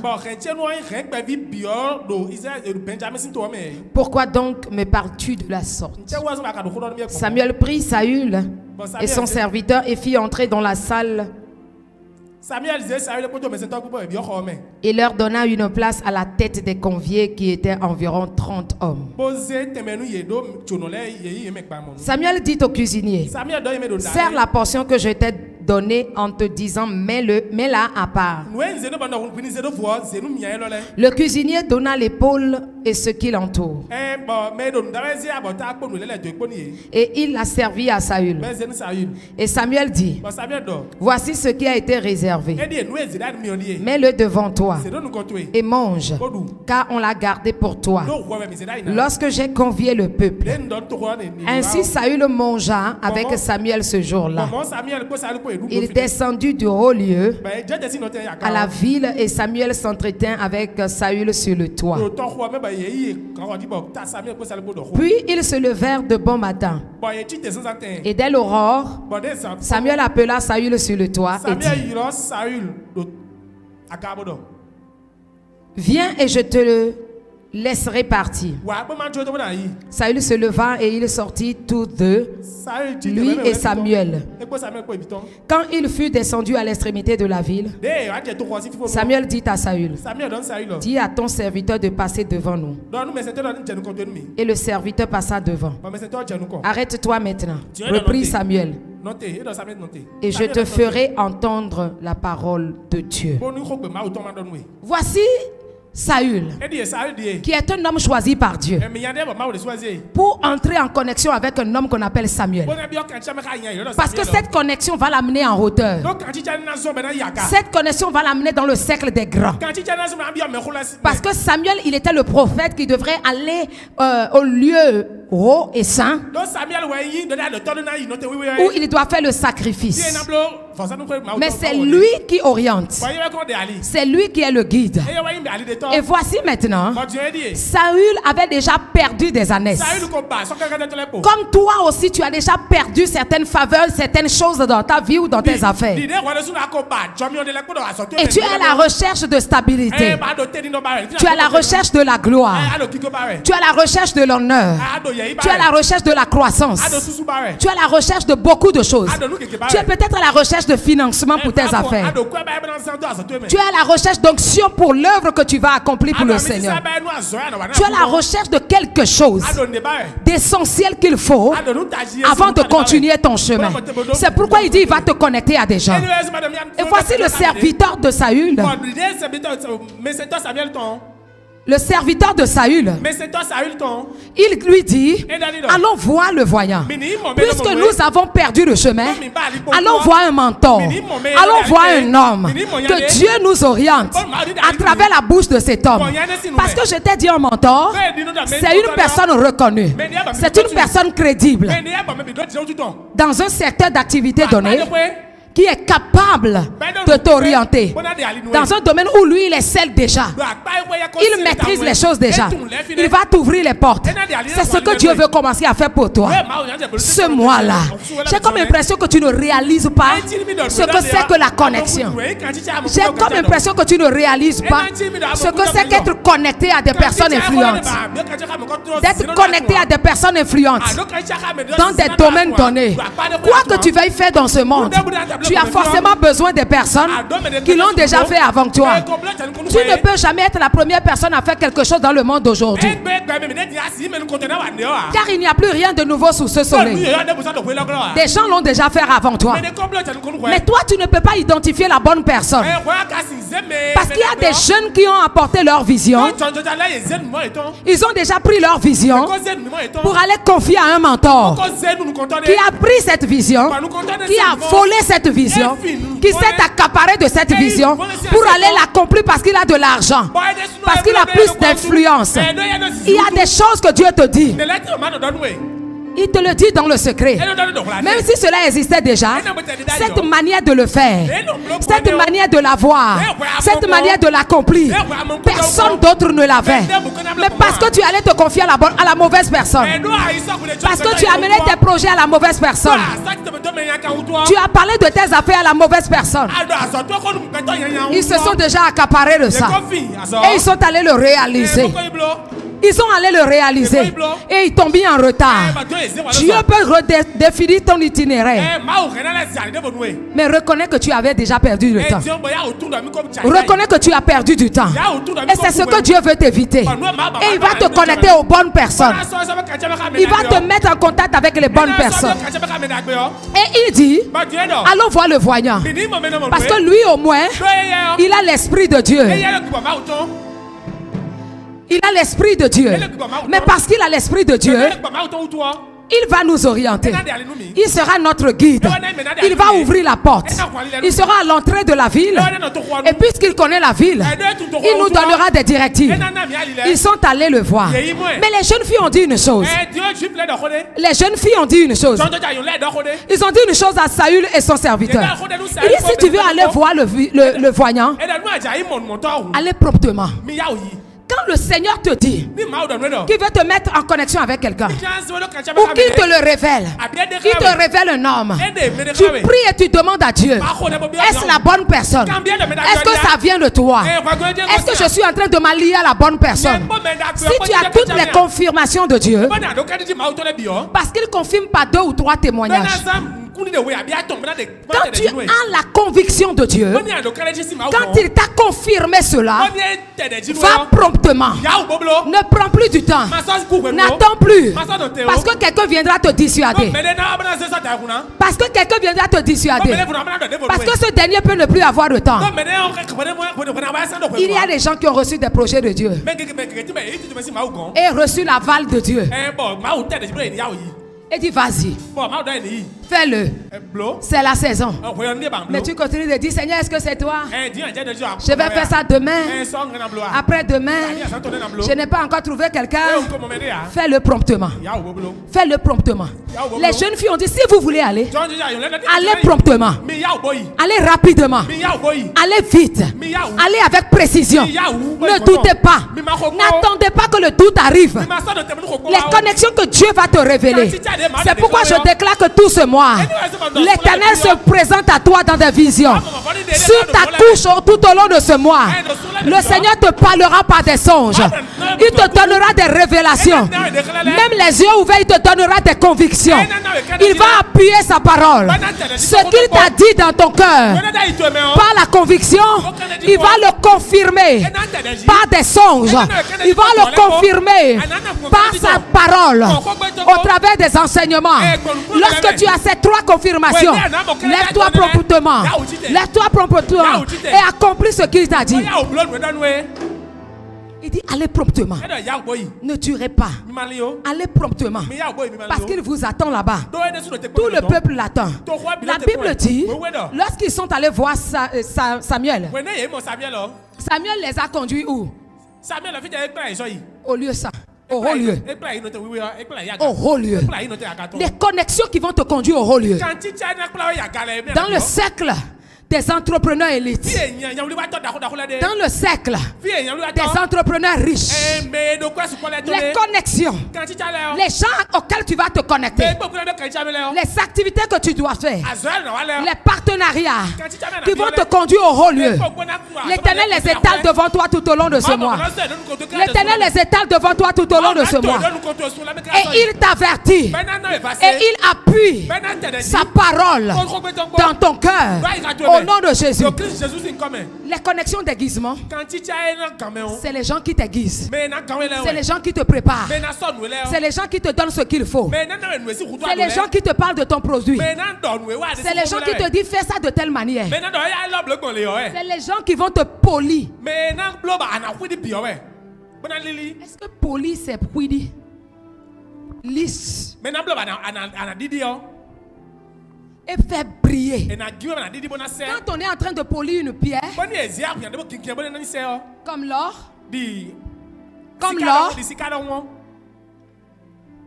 comme l'argent, écoute, cela a vocation à te faire briller, à te sortir de l'ombre, à enlever la poussière sur toi. Et ton éclat va sortir. Parce qu'en cette année, à cette 12e année de cette fondation, de cette église selon Apocalypse 21, tu ne brilleras plus par le soleil. Non, tu ne brilleras plus par ton travail seulement. Tu brilleras de la gloire de Dieu. Apocalypse chapitre 21. Tu brilleras de la gloire de Dieu. Ce ne sera plus la lune qui va t'éclairer. Mais Christ sera ton flambeau. Christ sera ton flambeau. Partout où tu vas briller de multitudes d'éclats. Au nom de Jésus. Les connexions d'aiguisement, c'est les gens qui t'aiguisent.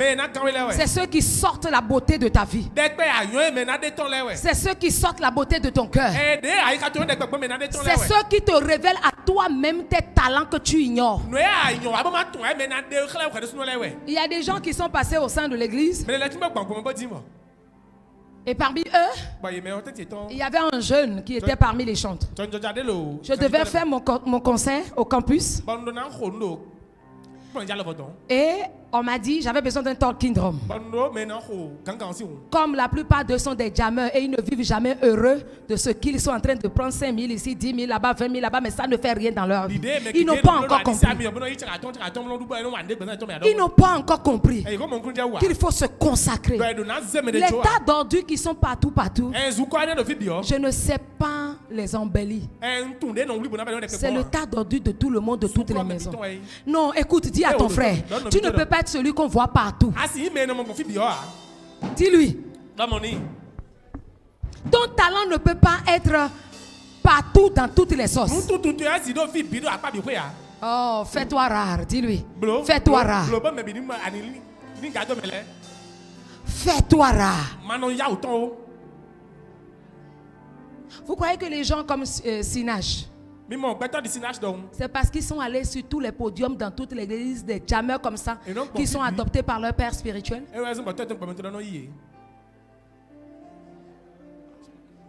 Quoi?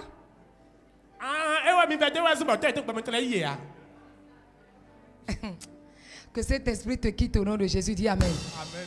Dis amen pour ton frère. Amen. Non. Mais quand tu vois son père, le pasteur Christ, je ne sais plus si ça a changé maintenant. Avant de prêcher, Sinach doit adorer. Sinach doit adorer. Parce qu'elle s'est consacrée. Soit un vase d'or, soit un vase de valeur. Ne soit pas un vase vil. On m'a montré le frère. Le jour-là, la manière dont il a joué le talking drum, J'ai compris qu'il y a quelque chose là. À la fin, je dis, prenez-moi son contact. Et c'est là qu'on est venu me dire en même temps, maman, il veut intégrer le groupe des chantres. Et pourquoi pas, viens? Il est venu. C'était une connexion déguisement. Aujourd'hui, le frère, il est à Winner Chapel. Il est venu. À un temps de répétition, parce que j'avais le temps, donc je les gérais moi-même. Il a juste corrigé un frère par les paroles d'un cantique. Je l'ai entendu fredonner une phrase. J'ai dit quoi? J'ai dit toi, dimanche c'est toi qui fais la louange. Il dit non, maman, je ne chante pas. J'ai dit c'est toi qui fais la louange ou je te chasse. Il n'a pas compris. Et ça a été difficile. Il a fait la louange. C'est fini. Il dit, il a sorti son album et il chante. Pour ceux qui étaient là au 10e anniversaire de l'église, vous l'avez vu. Au conseil. Il a dit, vous êtes la première église et la première personne qui m'a remis un micro. Et je n'ai jamais tenu micro à l'église. Mais je suis à l'église depuis. C'est une connexion déguisement. Il y a des gens qui ont vocation à t'aiguiser, à aiguiser ton talent.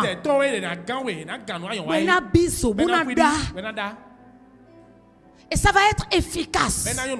Samuel était appelé à aiguiser Saül. Samuel a été appelé pour aiguiser Saül, pour l'amener à un certain niveau. Les connexions d'aiguisement ne te dis pas qu'est-ce que j'ai à lui donner, je vais aller acheter ça, je vais aller me faire former chez lui, c'est combien la formation. Non. Saül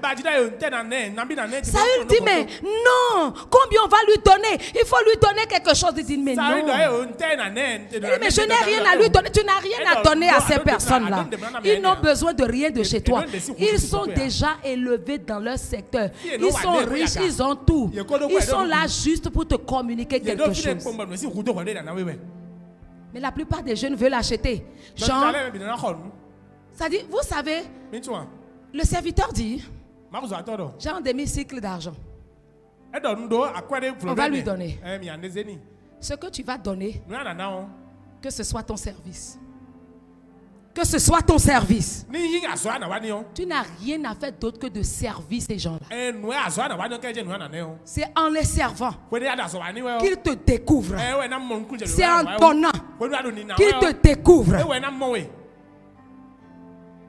Quand ils vont te découvrir, waouh! C'est-à-dire, le cœur du roi se réjouit, comme au temps d'Esther. Qu'est-ce que je vais faire pour ce petit-là? Qu'est-ce que je vais faire? Non, je dois aiguiser ça. Je dois si.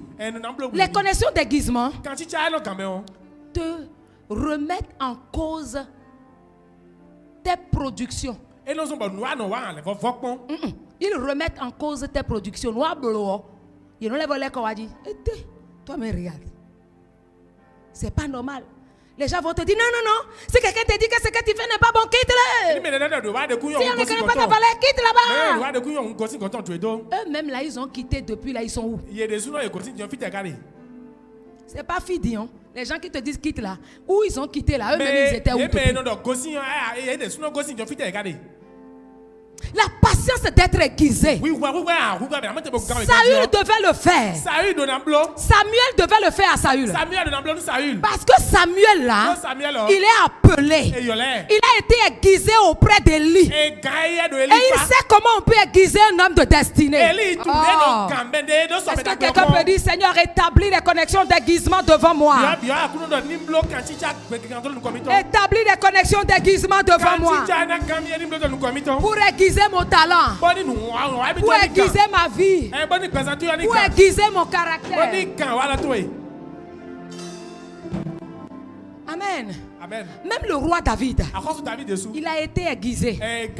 David n'a jamais eu l'opportunité de s'asseoir à la table d'un roi. Jamais. Les Benjamites là même là. Hein. Benjamin là dessus. Jamais.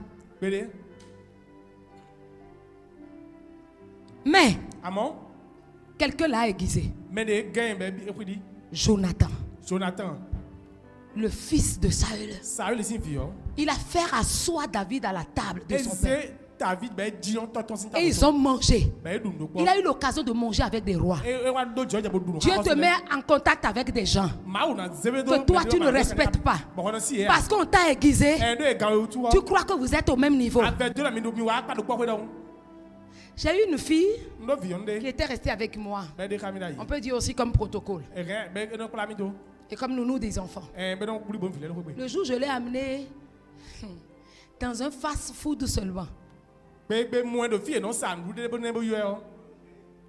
Je l'ai amené là-bas.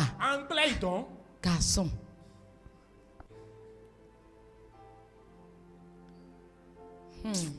Je sais que oh non, là, elle serait en train de me suivre. Il faut désormais faire un bon petit déjeuner à mon fils avant qu'il vienne à l'église.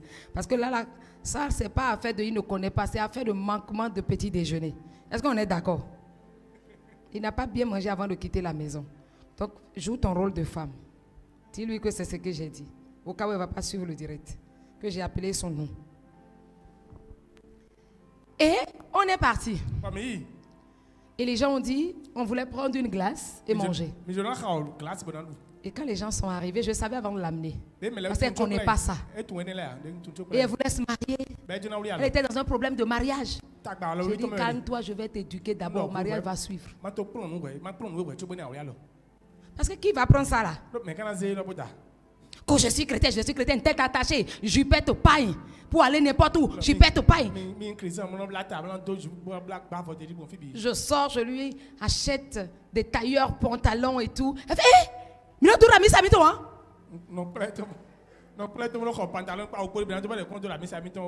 J'ai dit, comme moi je pense, je n'irai pas au ciel. Tu seras surpris avec ton pasteur là même de me voir au ciel et vous serez dehors.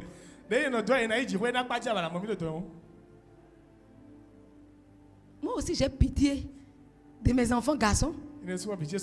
Ou des hommes. L'homme qui doit vous prendre, si vous êtes mes filles, il doit dire, j'ai trouvé le bonheur. C'est toi qui dis vrai, ça retombe sur toi. Il doit s'exclamer, j'ai trouvé le bonheur. Le garçon là même il dit, je suis déjà en train d'être prêt.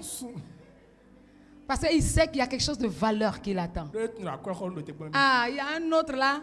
Je me dis, mais si je devrais lui vendre ça, heureusement que lui aussi il est fils.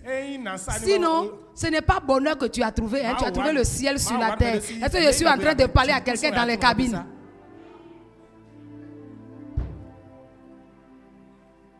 Et les gens sont venus. Et on lui a demandé, vous prenez quoi? J'ai dit, moi je prends un crunch, je prends du stracciatella et puis je prends café. Servez-lui la même chose. Eh bien oui, deux aussi, deux seulement. Oui.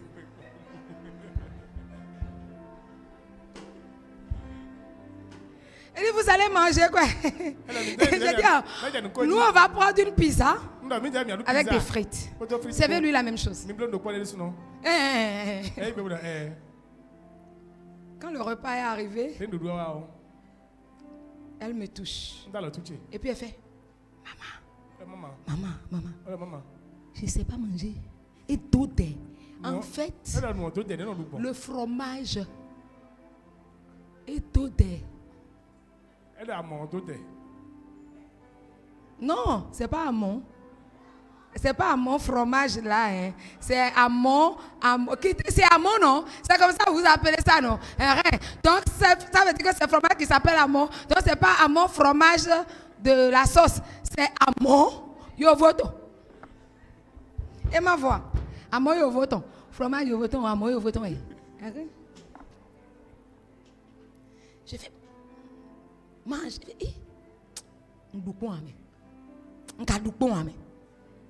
Après, on entend, c'est elle qui me dit, maman, il y a du pizza au poids. J'ai dit, gloire à Dieu, tu as compris la leçon. Cette femme-là ne sait même pas aller en moto. On lui a fait passer son permis, même à la maison. Hein. Le moniteur venait à la maison lui faire passer son permis. Et puis il y a des matins, quand moi je suis en train de sortir ma voiture pour aller en ville, elle aussi elle est en train de faire reverse de sortir sa voiture. Parce qu'elle devrait aller déposer les enfants. Elle doit circuler avec elle. Et les gens disent, tanti de do rave 4 bro ma fi po vite on les po.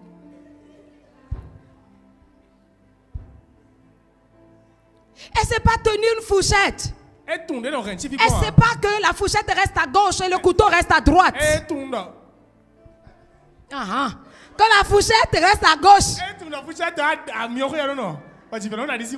Toi-même tu ne savais pas. Mais je te dis ça maintenant, je t'aiguise. Connexion déguisement.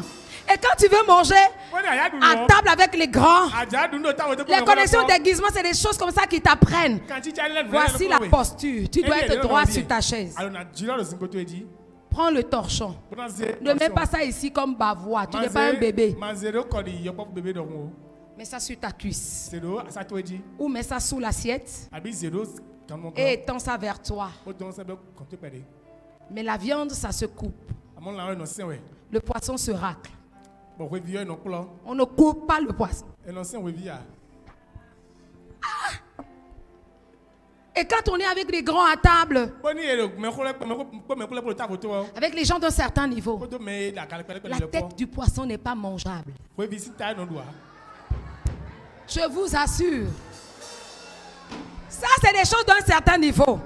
Parce que si Dieu t'amène à une dimension donnée et que le PR commence à manger la tête de PR dans une visite officielle,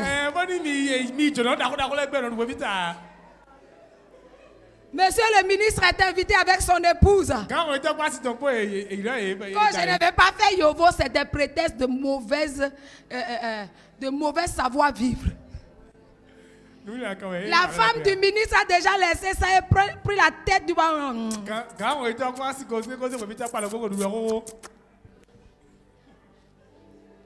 Les connexions déguisement ont vocation à t'apprendre ces choses-là. Et tu ne coupes pas l'arête du poisson. Tu racles le poisson, on doit voir l'arête et la tête dans l'assiette. C'est comme ça. Les os, ce n'est pas pour vous, c'est pour les chiens.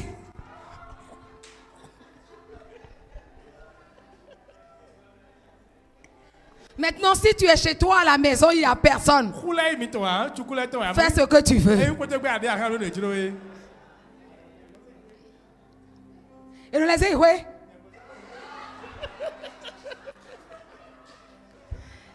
Les connexions déguisement vont t'apprendre comment tu dois te comporter. Pendant qu'on est à table, on ne mange pas la bouche pleine. Quelqu'un ne peut pas voir ta nourriture, tu es à la bouche pleine, tu es en train de parler. Parler la bouche pleine. Et tout le temps, on est en train de voir ta gorge. Non. Quand tu finis à table, on prend les petits... Comment nous appelons ça maintenant? Les pics-dents. Il sait que ça peut sauter pour aller dans le visage de celui qui est en face.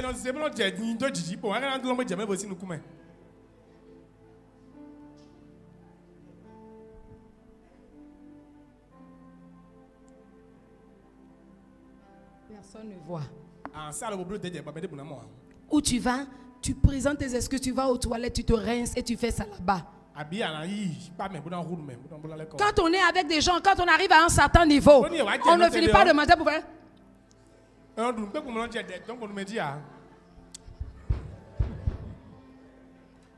On ne fait pas ça. On ne mange pas. Ça indispose les autres.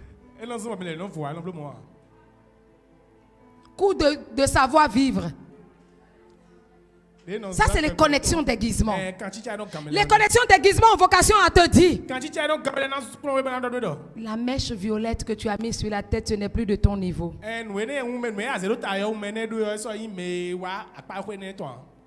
La mèche jaune, là, ça donne l'impression des fourmis sur ta tête. Tu as dépassé ça. Une personne responsable de ton rang ne peut plus se tresser comme ça. Les connexions d'aiguisement vont te dire: attention, tu ne peux pas t'habiller comme ça. Aujourd'hui, tu es une femme. Tu es une femme au foyer. Tu dois t'habiller comme une femme responsable pour l'honneur de ton mari. Vous savez, quand moi j'étais encore au collège, j'aime les mini-jupes. Parce qu'il était Miss Bogo. Il y a un de mes professeurs qui m'appelait Miss Tinguette. Mon professeur d'histoire, j'ai au Miss Tinguette. Tu calcules tes parts. Et vraiment, quand tu me vois, je viens à l'école, je calcule mes pas et je déhanche. Tout le monde me connaît pour ça. Mais quand je suis devenue femme au foyer, mon habillement a changé.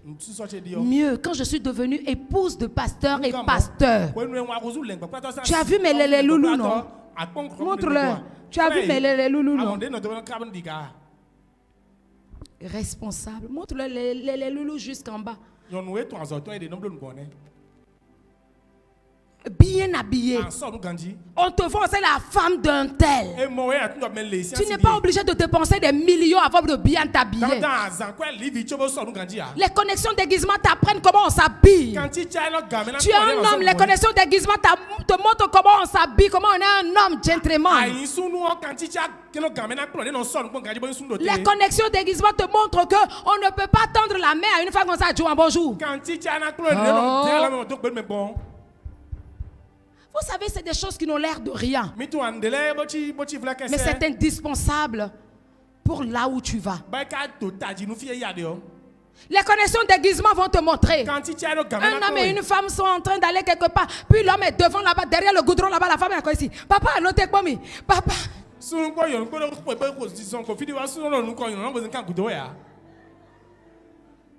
Marche au rythme de ton épouse.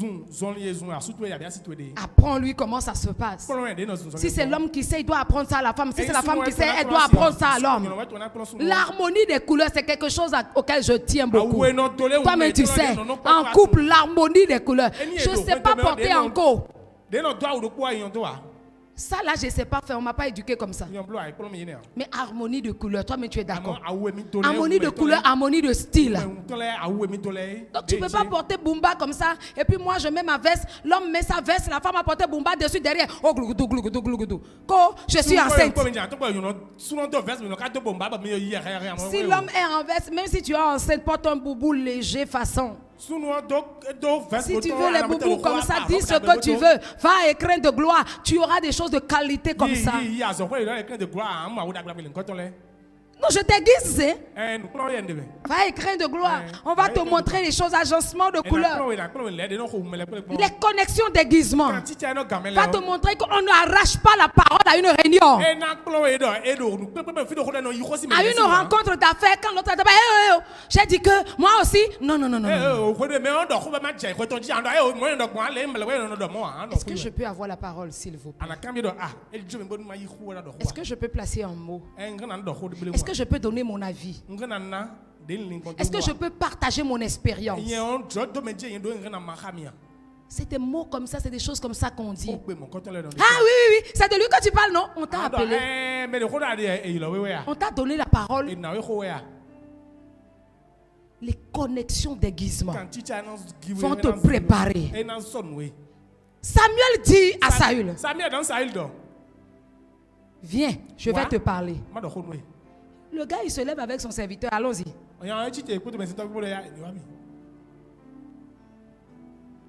Et il dit, bon. En fait, il était en train de lui apprendre Saül. Ton serviteur ne peut pas être dans tous les sectes. C'est ton serviteur. Demande-lui de nous dévancer. Qu'il parte et nous on parle. Et on dit c'est quand le serviteur est parti, il dit maintenant arrête-toi ici, je te parle. Il y a un homme de Dieu qui était venu ici au Bénin que je devrais aller rencontrer. Je dois rencontrer son épouse. Et pendant qu'on était parti, j'étais avec mon protocole. Ah waouh! La petite là, elle a été aiguisée. Hein? Et puis quand on nous a reçus, la pièce était telle que il n'y a pas autre endroit. C'est les suites. Donc elle a dit j'attends dehors. Et j'ai dit oui. Et c'est la personne qui a dit non, ça ne me dérange pas. J'ai dit ok. Mais elle a pris sa chaise. Elle s'est éloignée pour nous permettre de parler. Les connexions d'aiguisement ont vocation à t'apprendre ces choses-là pour que tu saches comment on se comporte. Qu'on puisse te respecter. Les connexions d'aiguisement vont te dire tu as trop crié dans le message. Tu n'as pas fait attention à la conjugaison. Nous allons prier le Saint-Esprit qu'il fait. Non, qu'il fasse. Mais quand tu commences à corriger, on dit non, non, non. C'est quoi? Pourquoi chaque fois on va me dire si on va me dire ça? Ça dit qu'il y a des endroits où tu ne peux pas aller. Il y a des choses on ne peut pas te confier. Il y a des gens on ne peut pas leur laisser le micro parce qu'ils ne connaissent pas la position des adverbes, la position des conjugaisons, erreurs grammaticales, tout est... Non, si tu ne corriges pas ça, on ne peut pas te remettre le micro, ce serait humilié. Il y a des gens qui ne connaissent pas les articles, qui ne veulent rien faire pour connaître les articles. Tu veux prêcher 1 heure de temps. Et le est toujours à la place de là. Ou là où on doit mettre le là, un ou une. Tu es tout en train de mettre DE, 2.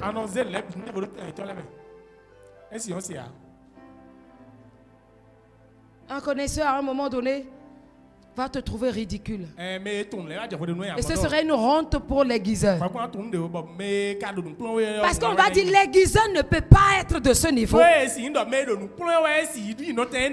l'aiguisé est encore à ce niveau. La vérité c'est que l'aiguisé ne se laisse pas aiguiser. La vérité c'est que quel que soit le bon cœur de l'aiguiseur, si l'aiguisé n'accepte pas et ne collabore pas, cela ne peut pas avoir d'impact. Si Dieu doit toujours prendre le temps de te préparer avant de t'amener, je crois que lorsqu'il va t'accorder la grâce de rétablir les connexions de sang,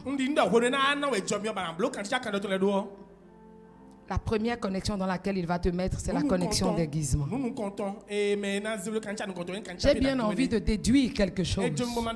Je ne sais pas si c'est exactement à cause de ça, mais c'est ce qui vient dans mon cœur.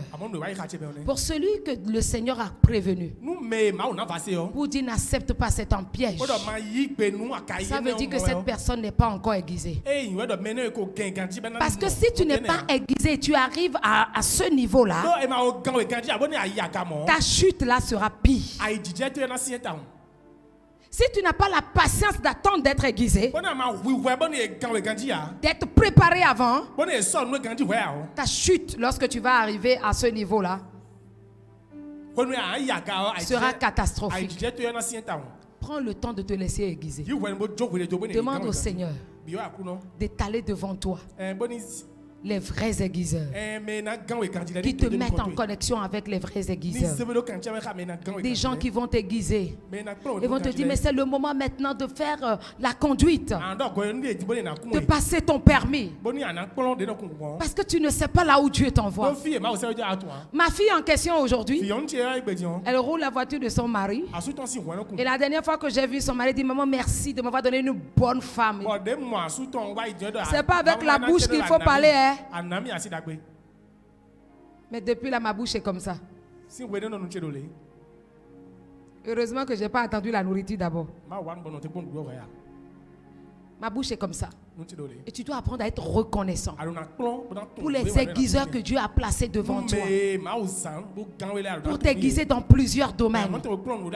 Pour t'aiguiser dans comment on enseigne. La posture qu'on peut avoir. Comment on peut méditer. Celui qui t'aiguise dans la prière. Pour te dire prie comme ça. Fais telle chose de telle manière. Les aiguiseurs que Dieu met devant toi sont très utiles pour toi. La seule chose que toi tu dois faire, c'est de les servir. C'est de les servir. Et c'est d'être patient dans leur maison. De supporter la rigueur avec laquelle ils sont en train de t'aiguiser.